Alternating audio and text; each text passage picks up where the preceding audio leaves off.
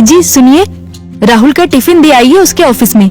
राहुल की माँ बोली, क्या राहुल आज साथ में टिफिन लेकर नहीं गया? आज उसके ऑफिस में मीटिंग थी बॉस के साथ सवेरे सवेरे, इसलिए बिना टिफिन के ही वो चला गया। ठीक है, मैं दे आता हूँ। राहुल के पिता तैयार होने के लिए कमरे में चले गए। एक दिन पहले, माँ, मेरे दोस्त के पिताजी भी टीचर थे। उन्होंने देखो कैसे आलीशान बंगला खरीदा है। नहीं तो मेरे पापा, हम आज भी इस किराए के मकान में रहते हैं। राहुल गुस्से से बोला। राहुल, तुम्हें पता नहीं शायद, पर तुम्हारे पापा घर में सबसे बड़े थे, इसलिए 2 बहन और 2 भाइयों की शादी उन्हें ही करनी थी, और साथ में तुम्हारी पढ़ाई का खर्चा, और तुम्हारी बड़ी बहन की शादी भी तो थी। किसने किया ये सब? क्या फायदा इन सब का? उनके भाई बहन अब बंगले में रहते हैं। कभी उन्होंने सोचा है कि अपना भाई किराए के मकान में रहता है तो उसके लिए एक छोटा सा घर खरीद के दे दे?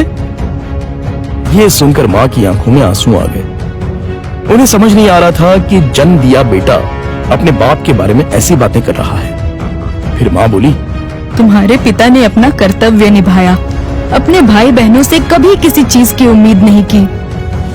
राहुल पागलों जैसा बोल रहा था। अच्छा वो ठीक है, पर पिताजी लड़कों की ट्यूशन लेते थे। उनसे अगर फीस लेते तो आज पिताजी पैसों की गद्दी पर सोते। आजकल के क्लास वाले देखो कैसे इंपोर्टेड गाड़ियों में घूमते हैं। लेकिन तुम्हारे पिता के कुछ उसूल थे, ज्ञान बांटने के, पैसे नहीं लेने के, इसलिए तो उन्हें ढेर सारे पुरस्कार भी मिले। पता भी है तुम्हें? ये सुनते ही राहुल जोर से चिल्लाया, क्या फायदा इन पुरस्कारों का? क्या उनसे हमारा मकान बनेगा? पड़े हैं धूल खाते उस कबाड़ खाने में, कोई नहीं पूछता है उनको। तभी दरवाजे की बेल बजती है। पिताजी ने अपनी बातें तो सुन नहीं ली ना। इस डर से राहुल का चेहरा उतर गया, लेकिन पिताजी किसी से बात किए बिना ही अपने कमरे में चले गए। ये था कल का झगड़ा, और आज मोहनलाल ने साइकिल को टिफिन लगाया और कड़ी धूप में राहुल के ऑफिस पहुंच गए। कड़ी धूप होने के कारण वो थक गए थे। ऑफिस पहुंचने पर उनको सिक्योरिटी गार्ड ने रोका। राहुल सर को टिफिन देना था, क्या मैं अंदर जा सकता हूं? मोहनलाल ने पूछा। अभी नहीं दे सकते, वो बॉस के साथ मीटिंग में है। जब मीटिंग खत्म होगी तब दे देना। चलो यहां से हटो, बॉस तुम्हें देखना नहीं चाहिए। अगर बॉस को दिख गए तो मेरी हालत खराब हो जाएगी। चलो जाओ उधर, गार्ड बोला। मोहनलाल कुछ ही दूरी पर धूप में खड़े रहे। मीटिंग 1 घंटे से ऊपर तक चली। उनके पैर में दर्द होने लगा। तभी ऑफिस के केबिन का दरवाजा खुलने की आवाज आई। बॉस के पीछे पीछे राहुल भी आया। धूप में खड़े हुए पिताजी को देखकर वो मचलाया। चलते चलते बॉस की नजर मोहनलाल पर पड़ गई। गाड़ी में बैठने की बजाय वो वहीं खड़े रहे। वो सामने धूप में कौन खड़ा है? उन्होंने गार्ड से पूछा। अपने राहुल साहब के पिता हैं, टिफिन देने आए थे। गार्ड डरते हुए बोला। बुलाओ उन्हें। राहुल घबरा गया, उसके पसीने छूट गए। उसे अपने पिता पर बहुत गुस्सा आया। गार्ड के बुलावे पर मोहनलाल अंदर आए। बॉस उनके पास गए और बोले, आप मोहनलाल सर हैं ना? सरकारी स्कूल में आप ही टीचर थे ना? हाँ, पर आप कैसे पहचानते हैं मुझे? कुछ समझने से पहले ही बॉस ने मोहनलाल के पैर छुए। राहुल और सब लोग ये देखकर हक्का बक्का रह गए। सर, मैं विजय, आपका स्टूडेंट था। आप मुझे पढ़ाने के लिए घर आते थे। हाँ, याद आया। बाप रे, तुम तो बहुत ही बड़े हो गए हो। विजय मुस्कुराया और बोला, सर आप यहाँ धूप में क्या कर रहे हैं? चलिए अंदर बैठते हैं, बहुत सारी बातें करनी है आपसे। सिक्योरिटी, तुमने इन्हें अंदर क्यों नहीं बिठाया?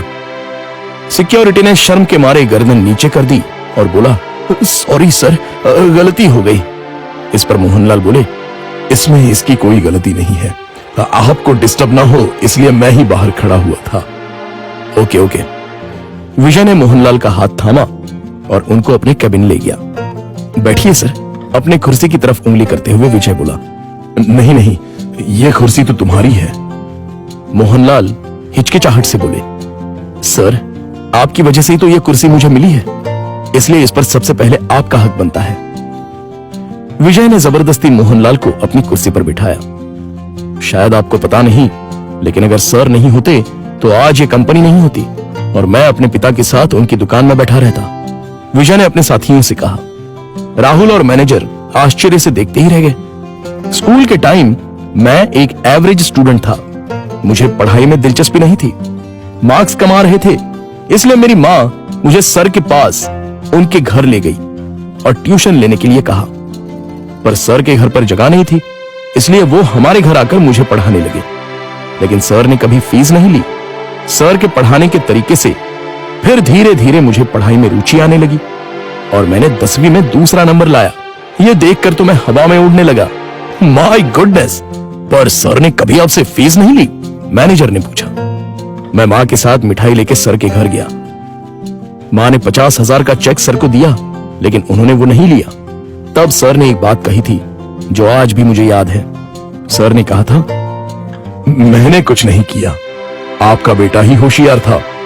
मैंने सिर्फ उसे रास्ता दिखाया है और मैं ज्ञान बेचता नहीं हूं, दान करता हूं। फिर मैंने 12th करने के बाद MS किया और अमेरिका जाकर पढ़ाई की और वापस आने के बाद ये कंपनी स्टार्ट की। एक पत्थर को सर ने हीरा बना दिया। सर, आपको सच में दिल से प्रणाम। मोहनलाल की आंखों में आंसू आ गए। यह सच में कमाल की बात है। बाहर दुनिया में पढ़ाई का बाजार चल रहा है और इन्होंने बिना फीस लिए पढ़ाया। मान गए सर आपको। ऐसे लोग उसूल के पक्के होते हैं। इन्हें पैसों की और पुरस्कार की भी चाह नहीं थी। इन्हें तो बस अपने स्टूडेंट का भला हो, यही दिन रात सोचते थे। सही कहा सर आपने। ऐसे लोग तो दुनिया में बहुत ही कम होते हैं। सर, क्या आज आप उसी किराए के मकान में रह रहे हो? मोहनलाल की जगह राहुल ने ही जवाब दिया। हाँ सर, उसी किराए के मकान में रहते हैं। आज मैं अपने सर को गुरु दक्षिणा दूंगा। इस शहर में मेरे कुछ फ्लैट्स हैं, उसमें से एक फ्लैट मैं आपके नाम कर रहा हूं। विजय ने कहा। क्या? मोहनलाल और राहुल एक ही साथ बोले। इतनी बड़ी गुरु दक्षिणा मुझे नहीं चाहिए। मोहनलाल बोले, सर प्लीज ना मत कहिए। काम के चक्कर में मैं अपनी गुरु दक्षिणा देना भूल गया था। बहुत बहुत शुक्रिया सर। शुक्रिया मुझे नहीं, अपने पिता को कहो और मुझसे एक वादा करो कि तुम अपने पिता के अंतिम सांस तक उनके साथ रहोगे। हाँ सर, मैं वादा करता हूं। राहुल इमोशनल हो गया और उसकी आंखों से आंसू आ गए। तो दोस्तों, आपसे गुजारिश है कि कभी भी अपने पिता से यह मत पूछिए कि उन्होंने आपके लिए क्या किया और क्या कमाया है। जो कुछ कमाना है वो अपने दम पे कमाओ। उन्होंने हमें जो पढ़ाई और संस्कार दिए हैं वही आपको कमाने में मदद करेंगे। धन्यवाद।